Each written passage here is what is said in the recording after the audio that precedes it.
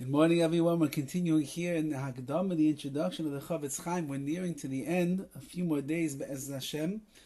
And the CHOFETZ is driving home this point of why it is so imperative upon a Jew to learn the laws of Lashon HaRa, and there's really no excuse that a person has, no matter what he concocts in his mind of why it is that he shouldn't learn the laws. It's better he's a shogeg, that he is an ignorant in the laws of Lashon HaRa, so that he shouldn't be considered to be a transgressor, bekavana, with intention. Says the CHOFETZ rubbish to that idea, because that's obviously not what the Torah says, and it's not what Chazal say, and it's not what HaKadosh Baruch Hu wants.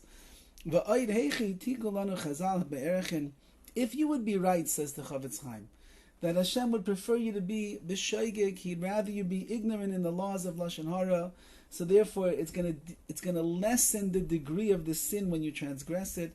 How could Chazal, the sages, bring down in the Gemara, they speak about the pratim, the fine points of this halacha, like it says over there, what would be considered to be embarrassing, shameful speech, meaning Lashon HaRa? If a person says, oh, there's a fire in the house of plenty of that person, meaning that the oven is always going in that person's house.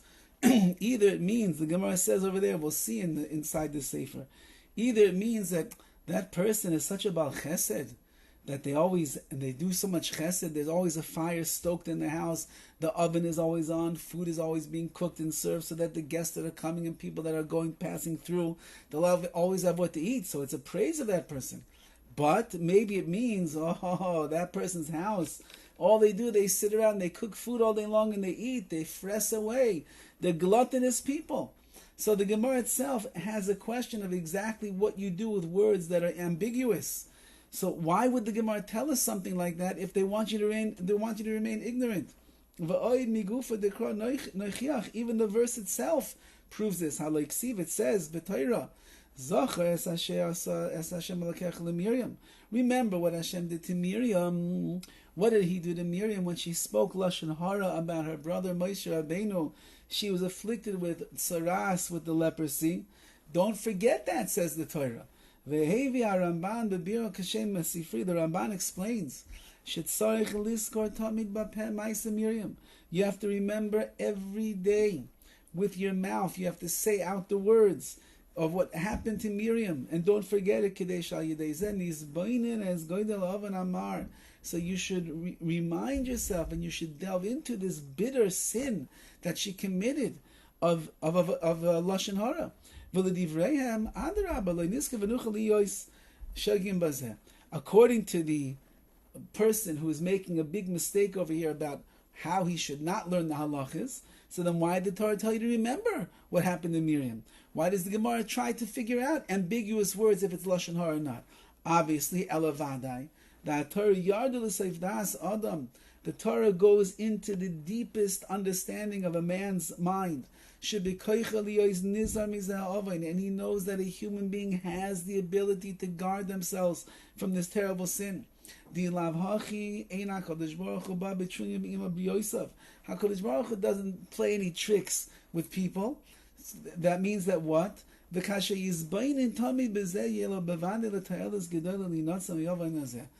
Torah is teaching us, and Chazal are teaching us, the Ramban and others are teaching us, that every single yid on the inside has the innate ability and the strength to be able to control their mouths from speaking Lashon HaRa.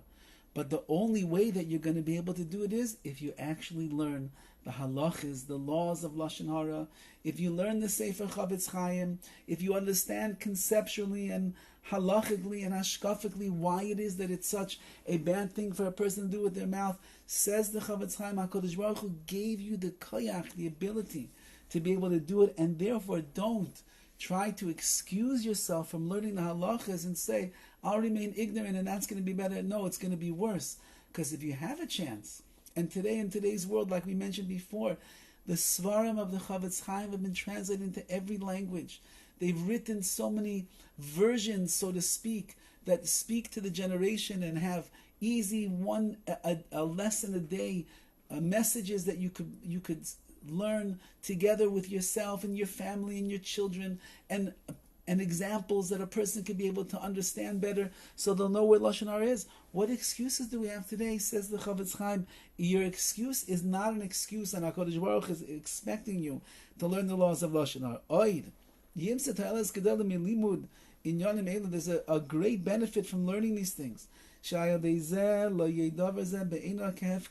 Because then it won't be something that is hefker, that is meaningless in your eyes, how much people transgress the sin of Lashon HaRa. And even if, God forbid, once in a while you stumble into the sin of Lashon HaRa, which is normal, it happens. You will not be included in the category of Balei Lashon HaRa, masters of Lashon HaRa, like Chazal tell us in the Gemara, the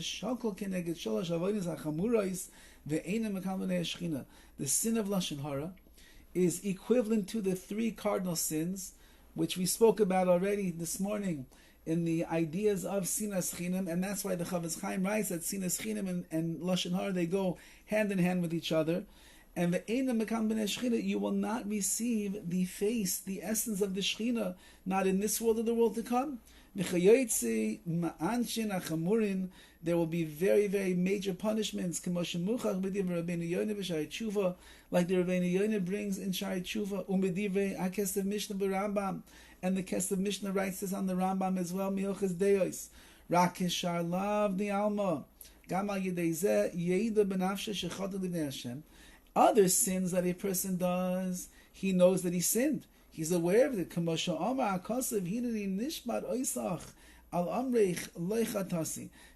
but by Lashon HaRa, a person doesn't realize it, especially when they don't learn the halachas.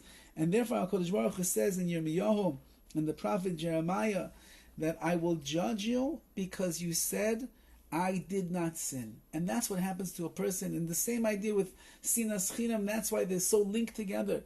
A person actually thinks that he's not doing anything wrong, and therefore he says, I didn't sin. Hashem says, I'm going to hold you accountable for that. Rather,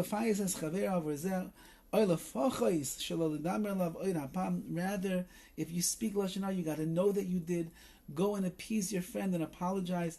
Or, at least, don't speak Lashon HaRa about him again.